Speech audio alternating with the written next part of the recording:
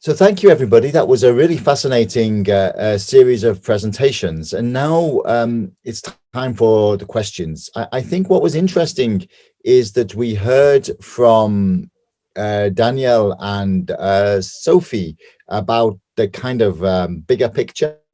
And we heard from Sange and Vatanak about the actual way that this is implemented locally.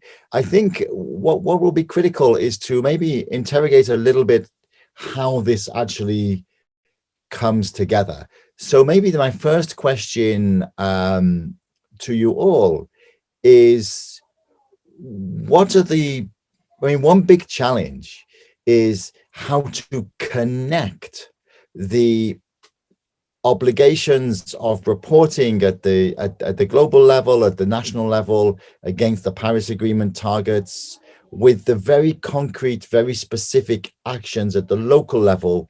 For example, to improve a road, to make it resilient to more flooding, or to increase access to water because there's a problem with the water access due to climate change. So I'm going to ask each of you, what do you see as the biggest challenge in terms of connecting up a very specific local action with the bigger picture of how you report on that, how you prove that that is additional, that that is actually climate adaptation? Because a cynic could say, well, how do we know that this is actually financing climate adaptation? And then if you can't prove that it's actually adapting to finance, you can't access the climate finance, the money that is put aside for climate adaptation. So let's start with Daniel.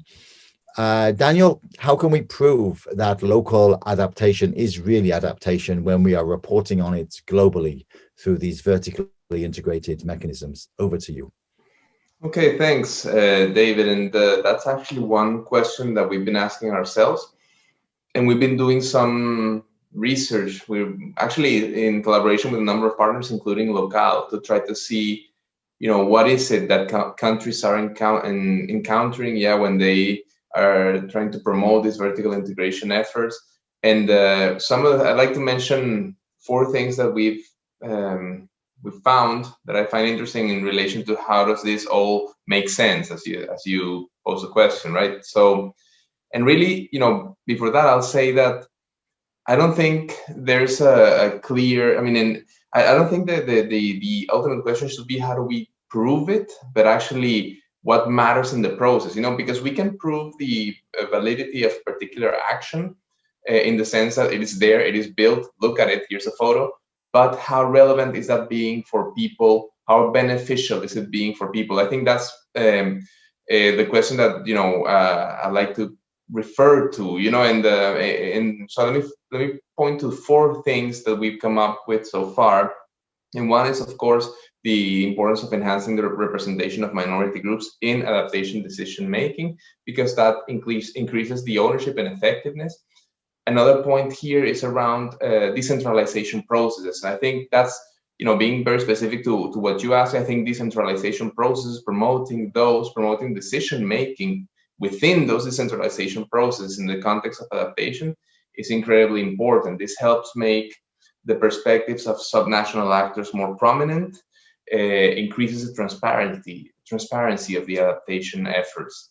The third point would be around language. And here I think it's very important because the way that adaptation is talked about, is framed, it can be inclusive or exclusive. If it's exclusive, then it really limits the kind of knowledge that feeds into it. But if it's inclusive, it can make people whose knowledge is perhaps not so technical, feel that what they have to say is relevant, that their knowledge contributes to the solution. And I'd love to talk about some example of some work in Peru, but maybe we can do that at some other moment. But policymakers have a role to play in opening, the language and opening the conversation, just making that wider. And finally, partnership and research. I think these two are important things to do in order to promote dialogue across different levels of governance. So you have to, of course, partner with, organizations, government bodies, etc., that are not your typical partners on an everyday basis. They are sometimes a little bit uncomfortable partnerships even, but they are important because that diversity helps bring out different perspectives and uptake national priorities. Like, or I should try to rephrase that, like local priorities to uptake them to national levels. So it's important that, as I mentioned, the partnerships are diverse, but also that the research is very much action-oriented. We're not looking for research that doesn't really lead to real impact. So these are some 4 points that, it's some research we've been doing. We're going to publish the piece in the next few weeks in the new year. But so far, I believe these are important to contribute to that idea of making everyone understand the complexity of adaptation, but also what are the things that matter in order to promote adaptation that is effective, and effective in the sense that it is relevant and beneficial for wider population, but also particularly to the most affected individuals. Well, thank you so much indeed for that very clear answer to the question. I think now I'm going to go to Vatanek Cheng in Cambodia. How have you been able to do this? When you would have been working on these bigger picture applications and fundings with IFAD and with the Green Climate Fund and the other things you've been doing to take this model to scale, how have you been able to connect that scale with the very concrete, the very specific, the smaller investments that are actually financed by the LoCAL mechanism? Over to you. Thank you so much, David, for this question. So through the presentation that was presented earlier, kind of connect the dot together. We understand that the Global Initiative Fund is a pool of resources that is available. But how do we able to have the opportunity to connect that fund and channel that back down to the local government? So when we start to understand what are the best practice that has been implemented on the ground level, and how do we map that with the resources that are available in Cambodia? So engagement with stakeholder and also with development partner is key critical. When you do a consultative engagement, identifying the best lesson learned from pilot project, and then consolidate and also trying to map out the assessments on what are the skill sets that is available at hand, and then what are the tools that was used to implement those at various local community, and then bridging that to the available resources that is out there, and then how do we connect that channel through commitment to a certain prioritization is important.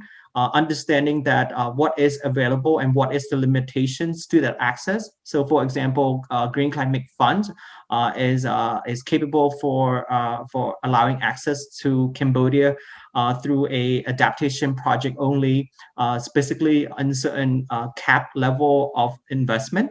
So we need to be able to understand what our limitation is, and also connect that with what our other partner availability in terms of support.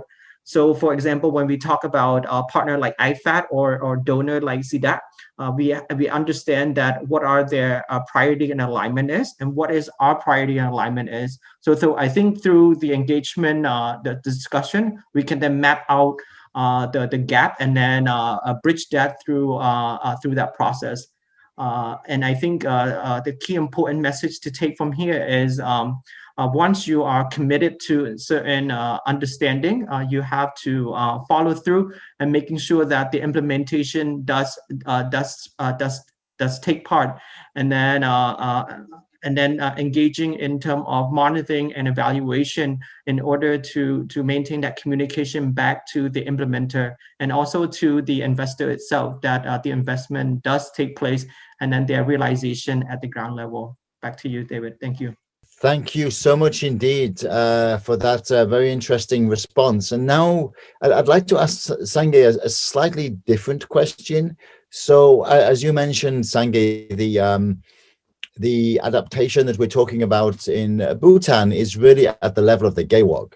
Now, for those of you that don't know, Gewogs are the lowest level of local government in Bhutan, and they are sometimes located in quite mountainous areas and quite rural areas. And I've had the privilege and pleasure to visit many areas of Bhutan, including one of the Pobchika Valley, where it's extremely beautiful, but it takes quite a long time to get there. And I wanted to ask you, Sange, when it comes to, for example, a place like the Pobchika Valley and the local actions that the local community want to do in terms of adaptation to climate change, how do you make sure that it is really climate change that they are adapting to? It's not just what they feel they need. How do you make that real connection? Because, you know, climate change is it's experienced, but your experience of it might not be the same as the science, what the science is telling you. If you see what I mean, how do you work with the local community to connect what they feel is climate change to what actually is climate change? Over to you, Sange.